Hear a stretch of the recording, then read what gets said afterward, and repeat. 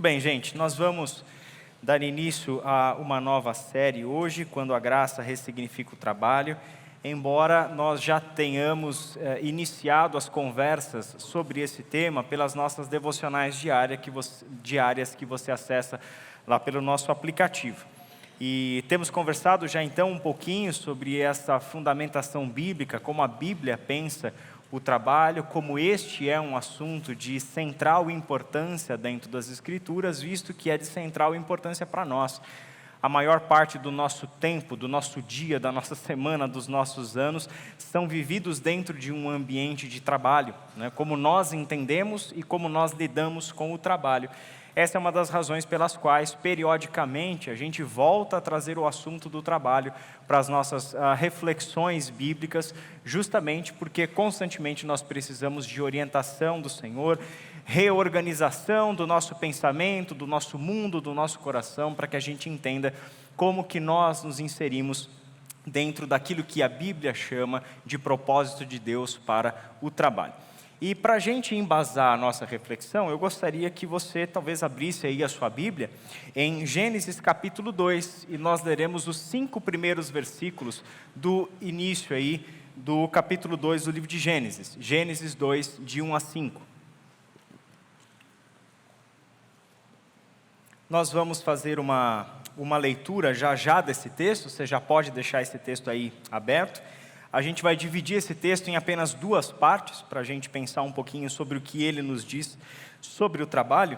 Mas antes de ler o texto, eu gostaria de talvez limparmos um pouquinho o terreno aqui e entendermos quais são os conceitos que estão em atividade quando nós estamos falando de trabalho e de reino de Deus. Então, para a gente começar, eu gostaria de pensar com vocês o seguinte: o que é o trabalho? O que é o trabalho? Eu não vou me propor a fazer uma definição de trabalho, isso a gente vai conversar ao longo da série. Tanto que a Bíblia não nos dá uma definição de trabalho. A Bíblia se ausenta a fazer definições sobre muitas coisas. Ela nos conta como essas coisas funcionam, mas evita fazer essas definições.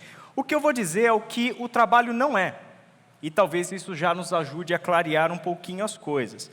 O trabalho, conforme nós estamos conversando aqui, não é o mesmo que profissão remunerada.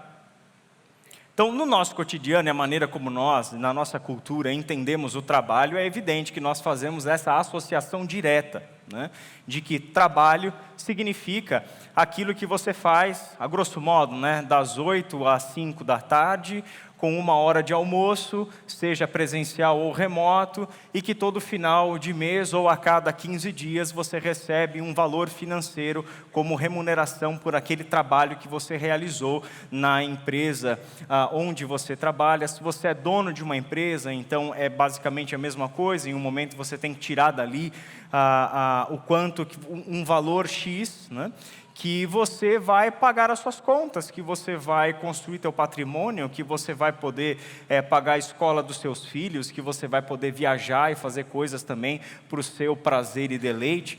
Então, trabalho, nós, na nossa cultura, e já há séculos que nós associamos diretamente trabalho a uma profissão remunerada. E nós vamos entender e buscar biblicamente entender que o trabalho, na verdade, não se resume a isso.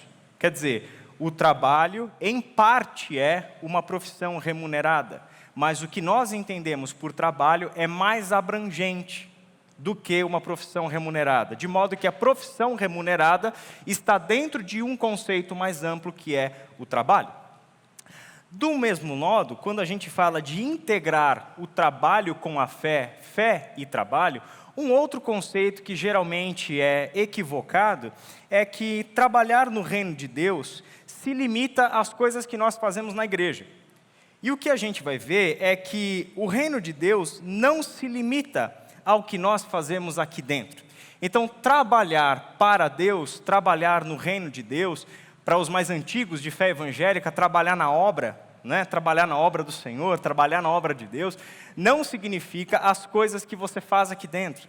Ou seja, não significa que você tem que ser um pastor, um missionário, um educador, um profissional que trabalha dentro de uma instituição eclesiástica. Também não significa as coisas que você faz para a igreja, mas fora daqui. Por exemplo, você é um líder de pequeno grupo, então fora do espaço físico da igreja, você faz coisas, o seu trabalho voluntário. Aquilo que nós entendemos por trabalhar no reino de Deus também é muito mais abrangente do que somente as coisas que a gente faz aqui dentro.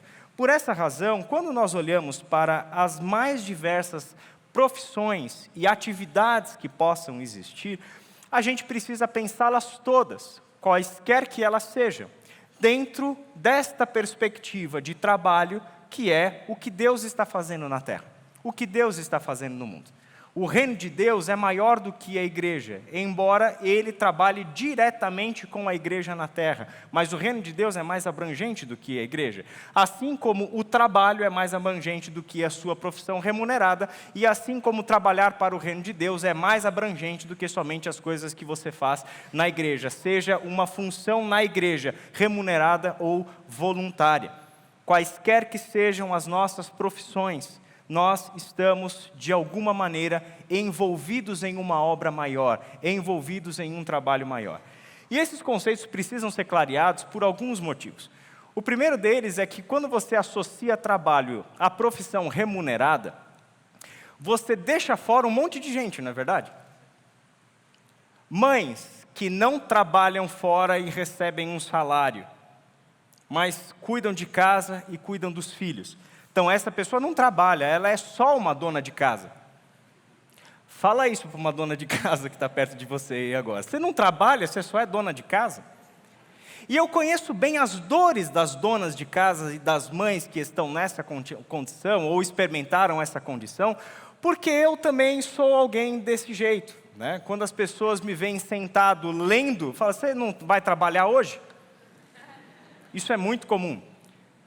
Às vezes a gente, na rua, às vezes quando a gente está correndo alguma coisa, conhece alguém e tudo mais, pergunta, o que você faz da vida? Eu falo, eu sou pastor aqui da Iba Viva. Oh, que legal, cara, mas você trabalha também ou só faz isso? As pessoas costumam falar isso. Você trabalha ou só é professor? Me perguntam isso também, né? Então, gente, quando a gente associa trabalho à profissão remunerada, a gente deixa de lado o estudante, a gente deixa de lado gente que está fazendo um monte de coisas, mas que não tem uma remuneração por aquilo que faz. E isso precisa ser considerado, né? Porque a gente viu que o conceito de trabalho está corrompido, né? O trabalho não se resume ao que você faz das 8 às 6, sendo remunerado por aquilo que você faz. Por isso, a gente precisa de uma referência, a gente precisa de uma orientação, e essa orientação para nós sempre será bíblica, e por isso a gente vai olhar juntos esse texto de Gênesis capítulo 2, primeiramente apenas os versos 1, 2 e 3. E aí depois, num segundo momento, a gente vai ler os versos 4 e 5. A palavra do Senhor diz, desse modo, completou-se a criação dos céus e da terra, e de tudo o que neles há. No 7º dia, Deus havia terminado sua obra de criação e descansou de todo o seu trabalho. Deus abençoou o 7º dia e o declarou santo, pois foi o dia em que Ele descansou de toda a sua obra de criação. Até aí. Vamos orar? Senhor nosso Deus e Pai, nós te damos graças por esta palavra que nos orienta, essa palavra que nos revela algo do Senhor. E isso é o que nos importa, Pai, te conhecermos cada vez mais e melhor. Nossa oração nessa manhã é para que, através destas palavras, o Teu Santo Espírito nos dê entendimento do Deus que trabalha e do trabalho que nós devemos realizar ao Seu lado, ao lado do Senhor. Nós te damos graças porque podemos fazer essa oração sabendo de qual será a sua resposta. Tu és o Deus mais interessado em que nós o compreendamos, porque o Senhor se revelou a nós. É por isso que nós estamos aqui, Senhor, desejosos de sermos alimentados pela Tua palavra, no poder do Teu Espírito, em nome de Jesus. Amém. Bom, de que trabalho esse texto está falando? Está falando do trabalho de Deus, você reparou? Se você está começando a ler a Bíblia pelo livro de Gênesis, qual é a primeira coisa que você fica sabendo sobre Deus? Não é a libertação dos escravos do Egito? Não é a vinda de Jesus para nos redimir do pecado? Embora todas essas coisas ocuparão a posição central na narrativa bíblica. Mas a primeira coisa que você fica sabendo sobre Deus é que Deus trabalha. É que todas as coisas vieram à existência por meio de um Deus que se colocou a trabalhar. E essa forma do texto falar da obra de criação, fala muito do trabalho de Deus, fala muito do que Deus fez. Ele precisou, inclusive, descansar de todo o seu trabalho. Essa é a palavra que, ao longo de toda a Escritura, será literalmente usada pelos hebreus para definir o trabalho nosso. Ou seja, é uma atividade que se encontrou primeiramente em Deus, para depois ser encontrada entre nós. Primeiramente Deus trabalhou, e porque Deus trabalhou, nós trabalhamos. Quando nós, portanto, perguntamos à Bíblia sobre o que é o trabalho, sobre qual é o sentido do trabalho, a base dessa resposta será sempre essa origem de todas as coisas, a obra da criação do nosso Deus.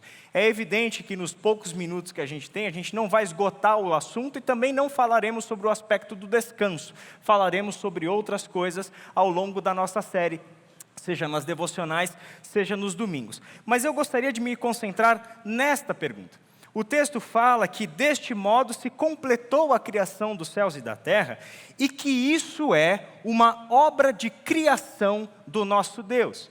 E que esta obra de criação é o trabalho que Deus realizou. Que trabalho é esse? Como que nós podemos entender esta atividade de Deus ao trabalhar? Em primeiro lugar, é partir dessa base. Deus trabalha e é, por isso, a referência bíblica de trabalho. Isso vai nos ajudar, gente, a tirar um outro conceito equivocado que geralmente os cristãos têm do trabalho, de que o trabalho é uma maldição, de que o trabalho é a consequência do pecado, porque leem Gênesis 3 sem terem lido primeiro Gênesis 1 e 2.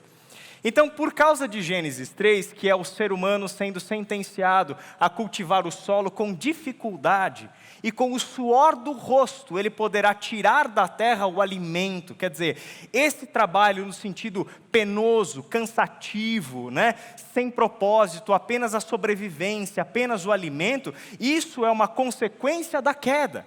Mas não é o propósito original de Deus para o trabalho. Isso é uma coisa importante. O trabalho, embora seja sempre laborioso, seja penoso, cansativo, física, mentalmente e etc., isso faz parte, inclusive, do trabalho original, a ponto de Deus precisar descansar.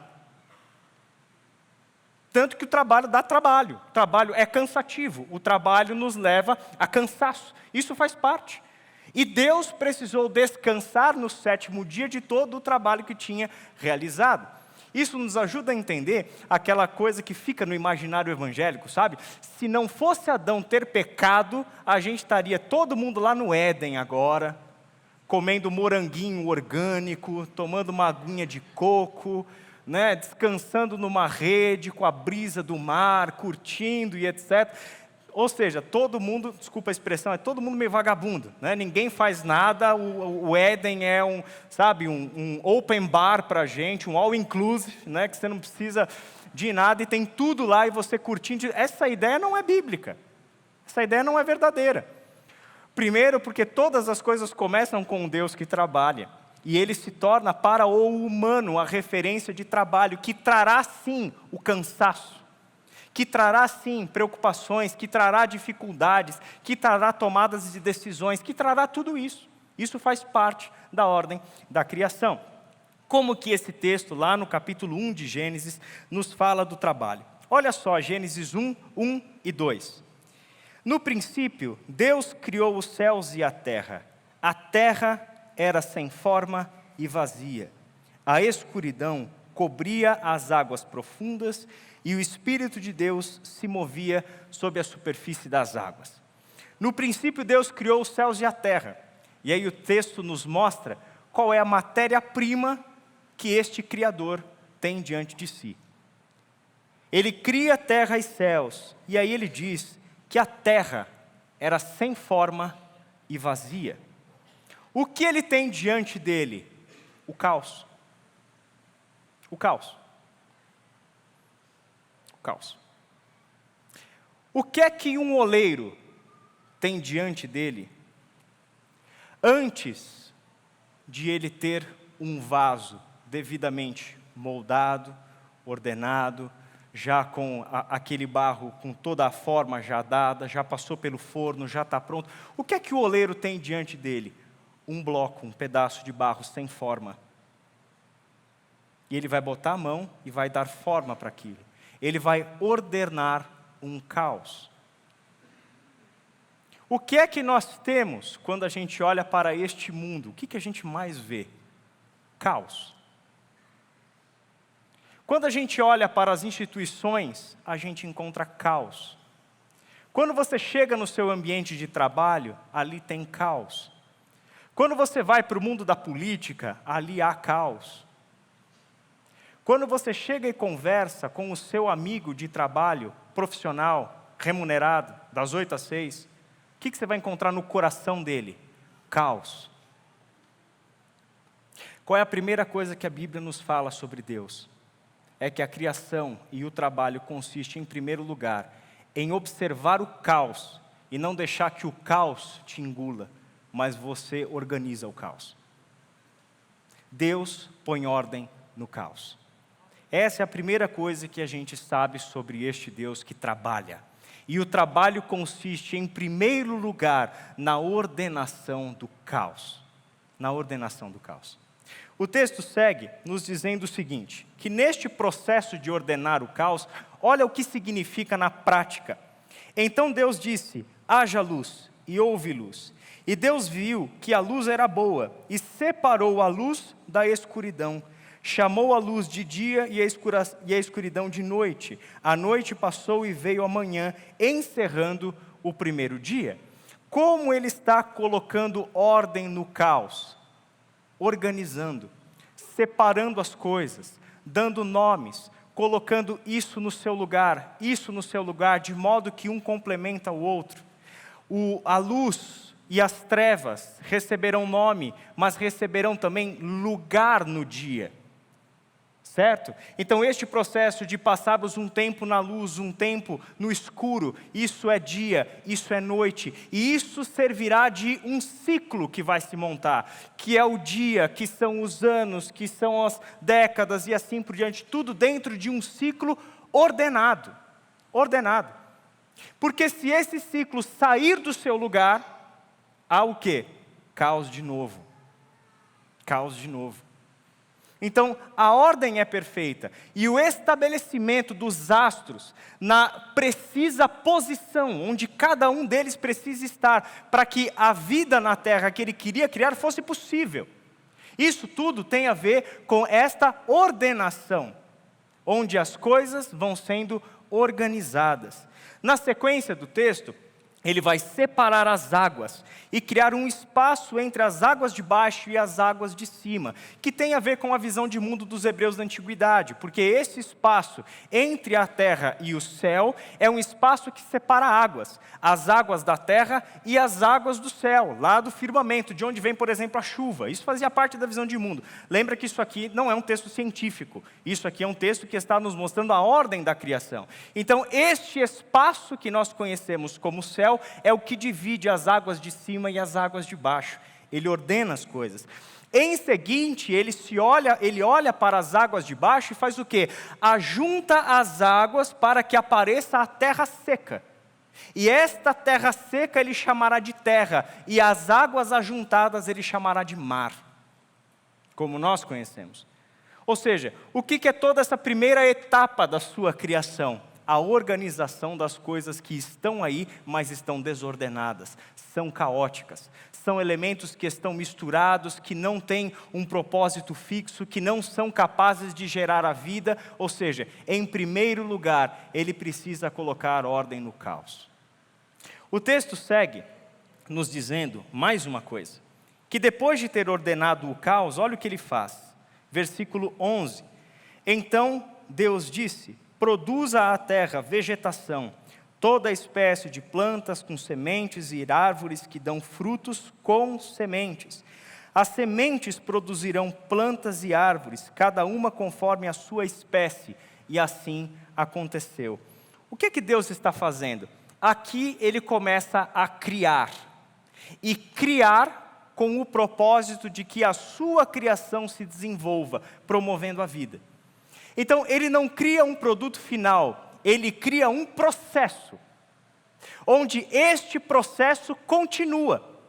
A árvore que produz o fruto, que produz semente, e desse fruto se produzirá nova árvore, novo fruto, nova semente.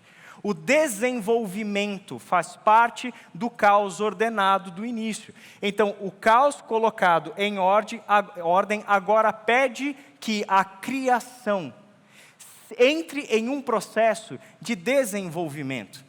Ela tem propósito e ela tem objetivo. E qual será este objetivo que Deus tem com os processos que Ele estabeleceu na criação? A vida. A vida. Uma terra habitável por seres vivos. Uma terra que produza o alimento que sustente esses seres vivos, que fazem parte dessa terra. Ele vai produzir um sistema, onde esse sistema é capaz de se desenvolver, é capaz de gerar vida para ele mesmo e nele mesmo. E tudo isso faz parte do processo deste Deus. Criar, exercer criatividade. Agora, quando você para pensar nesses textos que fala, por exemplo, da criação da vegetação, depois os textos que falam dos animais que estão nos céus, que estão na terra, que estão nos mares e assim por diante, uma coisa a gente sabe sobre o trabalho desse Deus: Ele é altamente criativo. E Ele não olha apenas para a funcionalidade da sua criação, mas Ele preza pela beleza da sua criação.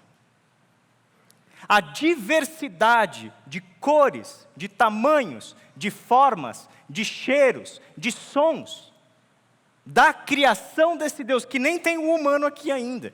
Isso mostra um Deus cujo trabalho é, em essência, expressão de criatividade. Onde nesta criatividade, a gente não está apenas olhando para o aspecto funcional. Ah, tá bom porque serviu, funcionou, então tá bom, toca o barco. Não.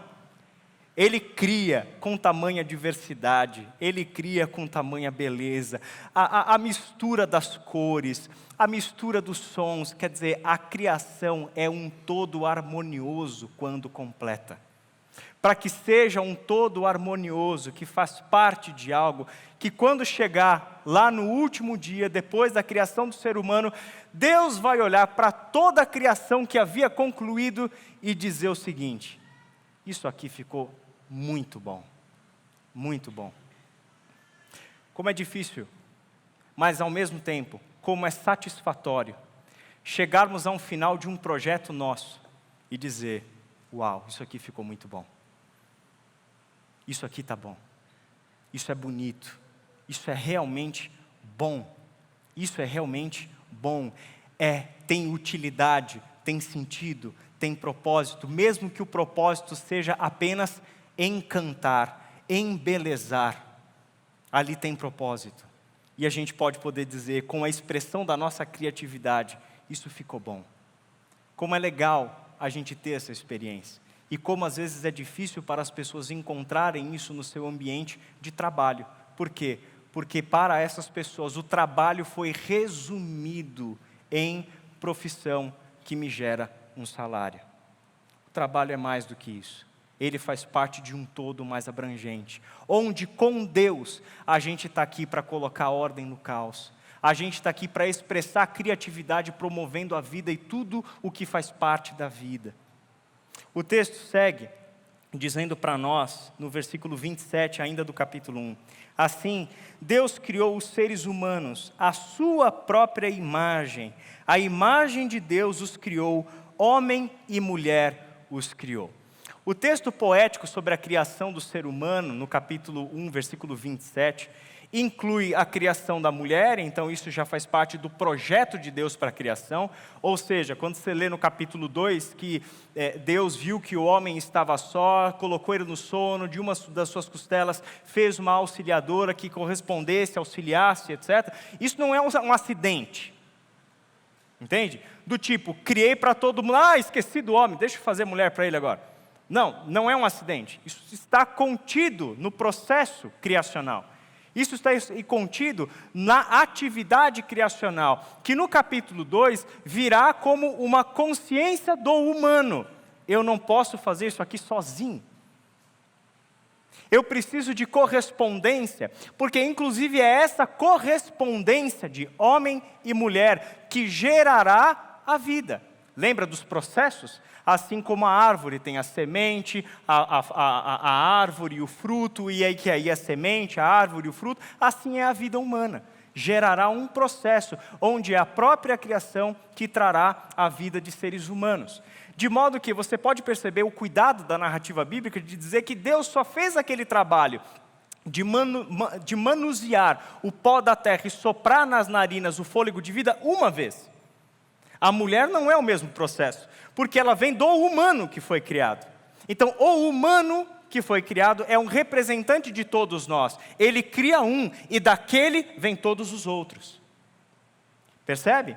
Então, esse é o cuidado da narrativa, de mostrar para nós que o projeto de Deus, ou seja, o desejo que está lá no coração e na mente de um Deus criador e profundamente criativo e dinâmico na sua criação, é criar um ser que seja homem e mulher, que se complemente, que gere a vida e que juntos assumam a responsabilidade pela sua criação. Como que a gente percebe isso? Ao criar o ser humano, e na narrativa que envolve, a gente já vai ler o outro texto, ele está estabelecendo liderança e concedendo autoridade. Como ele concede autoridade para o ser humano na sua criação? Criando um ser à sua imagem conforme a sua semelhança. Aqui está a autoridade que o ser humano tem na sua criação. Porque é o único ser criado de toda a diversidade da criação de Deus que tem essa característica de ser um ser feito à imagem e semelhança de Deus. Não apenas semelhante a Deus, mas imagem de Deus. De onde vem a autoridade que este ser humano tem para trabalhar nos processos da criação de Deus? No fato de que no rosto do ser humano, no ser humano, brilha a glória de Deus. Ali está a imagem de Deus. E toda a criação responde ao ser humano, porque na sua face brilha a glória do seu Criador. Ali está o humano criado por Deus. É claro que essas coisas serão corrompidas por causa do pecado, e algo muda, mas a origem de tudo e o propósito de tudo é um ser feito à imagem e semelhança de Deus, o que traz consigo tanto a autoridade quanto a responsabilidade de conduzir, de liderar, de ir à frente de tudo aquilo que Deus havia criado. Olha o que a gente encontra nos versos seguintes. Então Deus os abençoou e disse: sejam férteis e multipliquem-se, encham e governem a terra, dominem sobre os peixes do mar, sobre as aves do céu e sobre todos os animais que rastejam pelo chão. Quando nós lemos hoje este texto, é inevitável que lancemos sobre estas palavras conceitos modernos. Então, quando a gente lê alguém cuja responsabilidade é governar e dominar, nós não temos boas referências das palavras governo e domínio. Porque referências de governo e de domínio são reis, autoridades, parlamentos, imperadores. É tudo aquilo que a gente conhece por governo e autoridade que está corrompido pelo pecado. A gente deveria fazer o inverso. Não ler esse texto a partir dos conceitos deturpados de hoje, mas ler esses conceitos a partir do propósito de Deus para a criação. Então, quando ele fala e dá para o ser humano este papel de liderança e lhe reveste autoridade para governar a terra, É para fazer o que exatamente? O que significa governar a terra nesse sentido? É uma expressão daquilo que Deus fez antes. Ele é a imagem e semelhança de Deus. Como que Deus fez o seu processo de governo? Como Ele fez o seu processo de estabelecimento de ordem? É disso que Ele está falando. De um ser humano que agora olha para toda a terra e para tudo que existe na terra criada por Deus, e ele tem a responsabilidade de manter, preservar a ordem. Para agir, para trabalhar de acordo com aquilo que é próprio da criação de Deus. Esta é a ideia de um governo. De quem exerce a autoridade para o bem, para a paz, para a justiça, para a preservação e promoção da vida. Esses são os propósitos de governo na ordem da criação. Fala sobre o exercer domínio, e a gente vai ver no capítulo 2 o que é esse domínio. Mas basicamente o ser humano se torna responsável por todos os elementos dessa criação, os animais e assim por diante, que reconhecem no ser humano a imagem do seu Criador. E que respeitam o ser humano e que se submetem ao governo do ser humano, porque nele está a imagem do seu Criador. Portanto, um ser humano criado à imagem e semelhança de Deus, colocado na terra para governar e dominar sobre tudo que existe na criação que Deus criou, tem a ver com um ser responsabilizado pela criação de Deus. Um ser que é um representante do Deus invisível, com forma visível na terra, na face do ser humano criado por Deus. Tem a ver com esse propósito. Agora, dito isso, entendendo esse processo de um Deus que, em início, ordena o caos, depois cria processos para a promoção e a sustentação da vida, perceba que no projeto de Deus não tem morte, não tem destruição, não tem devastação.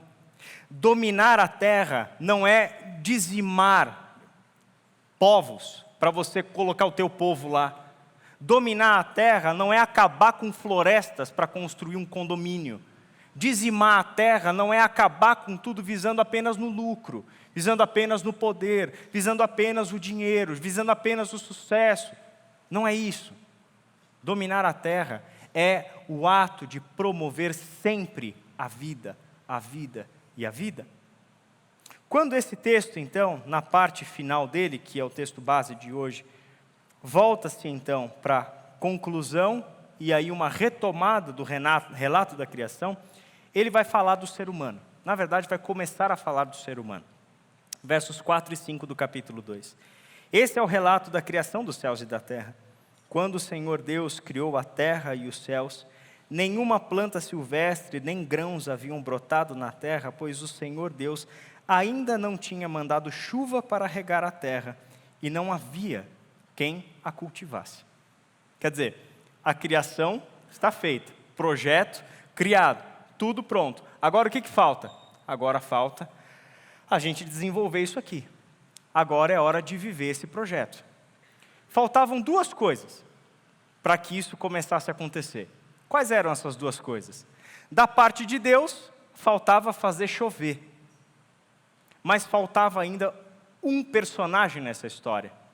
Um homem, ou humano, que exercesse o seu papel de cultivar o solo, cultivar a terra.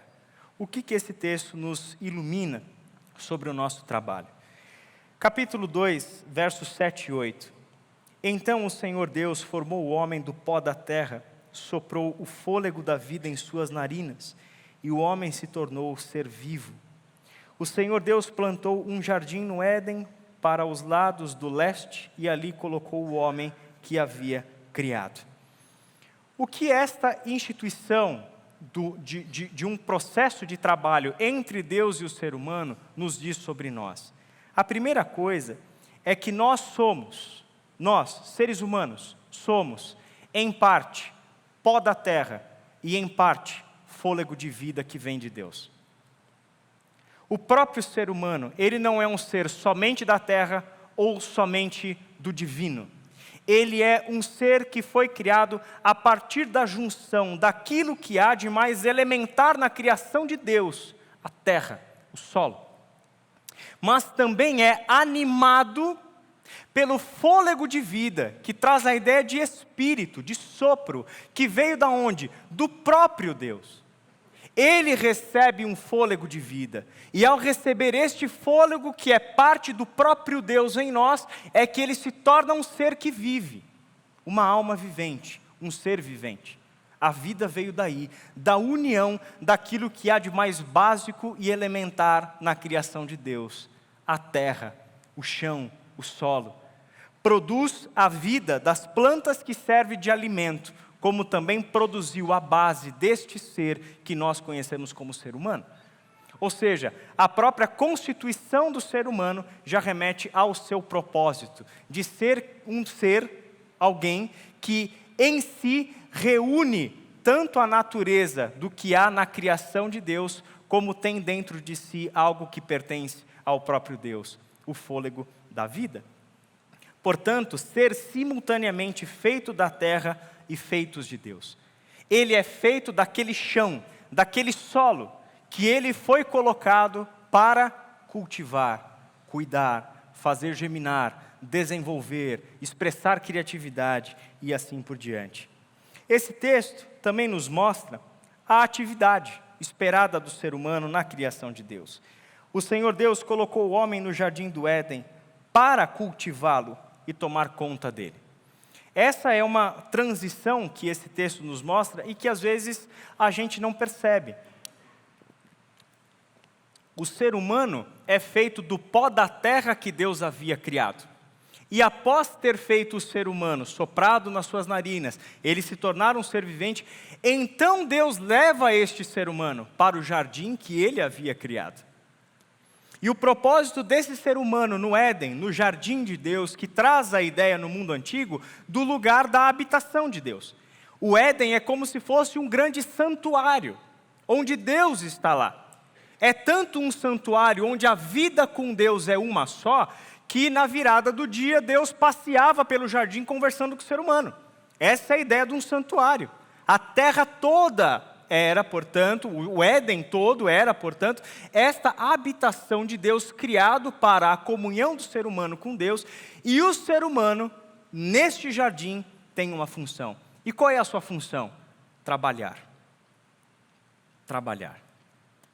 Como exatamente ele vai trabalhar? Cultivar o solo, tomar conta do jardim. Ele é tanto o jardineiro, e essa é a profissão mais antiga que existe, portanto. Ele é um jardineiro, esse é o ser humano que está no jardim. Ele vai cultivar esse jardim. Mas ele também tem uma incumbência importante, para além do cultivo, que é o cuidado, a preservação. Por que isso importa para nós? Na visão cristã de mundo, a criação pertence a Deus. Ela não pertence a nós. A criação não foi dada a nós para que façamos o que a gente quiser dela. A criação pertence ao Criador, cujo ser humano, que colocado no centro da sua criação, tem uma responsabilidade com esta criação, que é o desenvolvimento dos processos estabelecidos pelo próprio Deus. É o trabalhar junto com Deus, enquanto Deus faz chover, você vai lá cultivar o solo. É a parceria, é o trabalho juntos. Essa é a visão bíblica do trabalho. O que nós fazemos, fazemos em parceria com Deus para o bem da sua criação. E essa é a maneira pela qual todos nós conseguiremos ressignificar o nosso trabalho. Eu não apenas estou trabalhando para ganhar um dinheiro no final do mês, embora isso seja parte da vida e seja uma necessidade.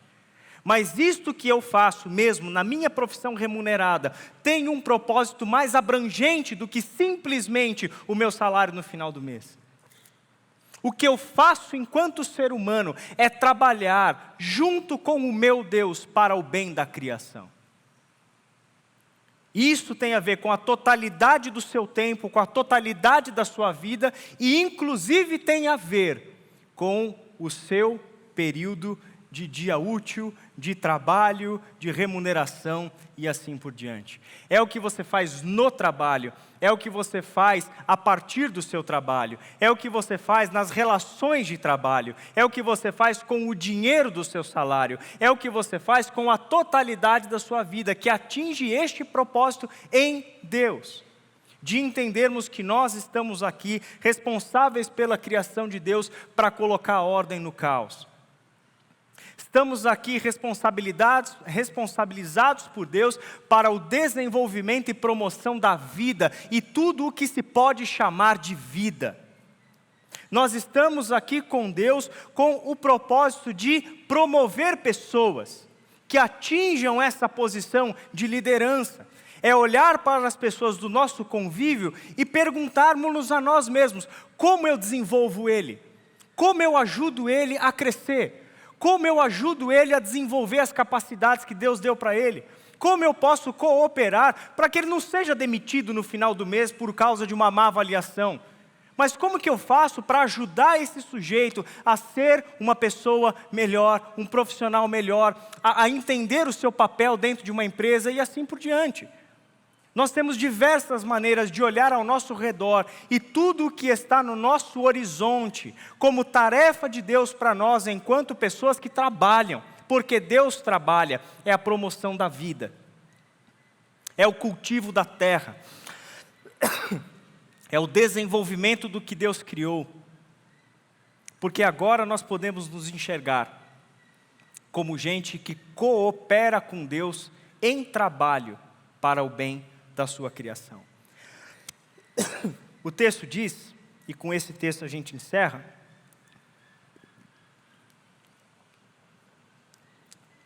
logo ainda no capítulo 2, verso 19 e o verso 20 na parte A. O Senhor Deus formou da terra todos os animais selvagens e todas as aves do céu. Trouxe-os ao homem para ver como ele os chamaria. O homem escolheu um nome para cada um deles. Deu nome a todos os animais domésticos, a todas as aves do céu e a todos os animais selvagens. Olha que fantástico isso. Deus já não poderia ter dado a criação pronta para o ser humano?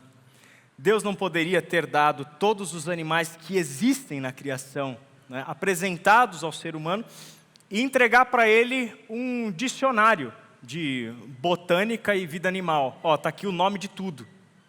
Leia aí, que se você tiver dúvida, tem a imagem do animal, o nome do animal em latim, né? e a definição desse animal, o que come, de onde vem, onde...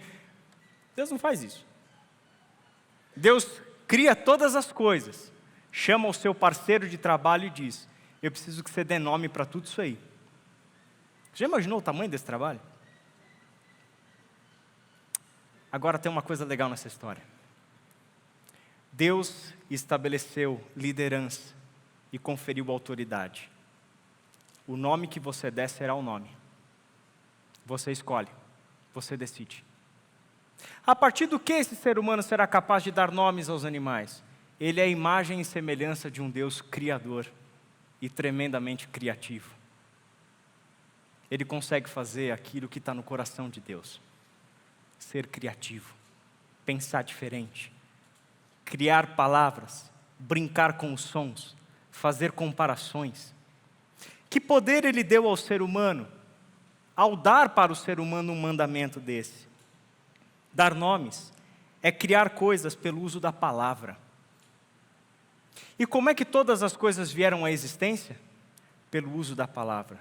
Disse Deus: haja luz, e houve luz. O que esse texto nas entrelinhas nos mostra sobre Deus e sobre nós? Como que nós deveríamos nos entender? O termo que eu vou usar agora vem de um artigo escrito por J.R.R. Tolkien, criador do Senhor dos Anéis. E tem um artigo dele chamado Sobre Contos de Fadas, que está lá num livro que você tem acesso aí em português. O título é Árvore e Folha, publicado pela Thomas Nelson. E nesse artigo, célebre de Tolkien, ele fala sobre a criação de uma obra literária, que por natureza, da forma mais direta, nós, seres humanos, temos a capacidade criativa de criar mundos, pelo uso da palavra. Assim é a mitologia, assim é a literatura, assim é o drama, assim é o cinema, assim é o teatro. É o ser humano criando mundos paralelos e realidades alternativas pelo poder da palavra.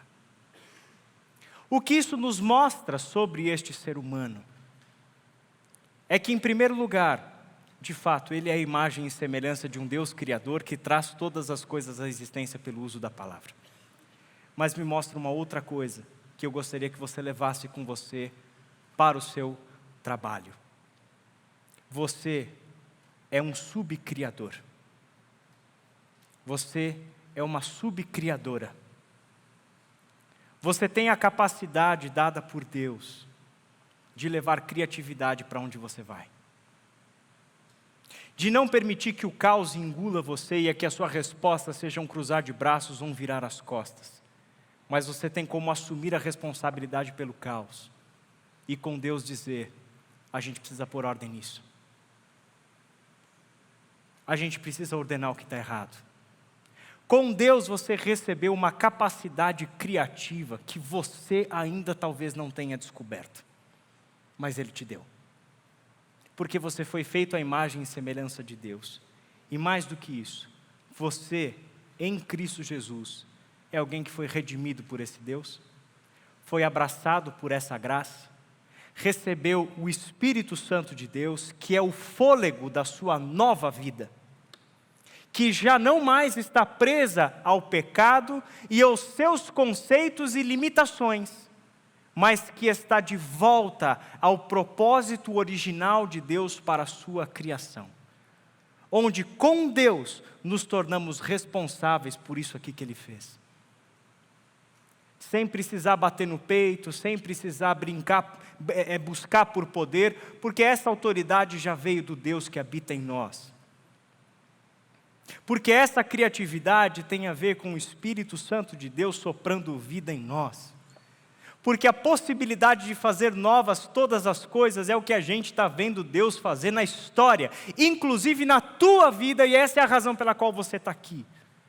Porque na sua vida Ele fez novas todas as coisas, e continua fazendo novas todas as coisas.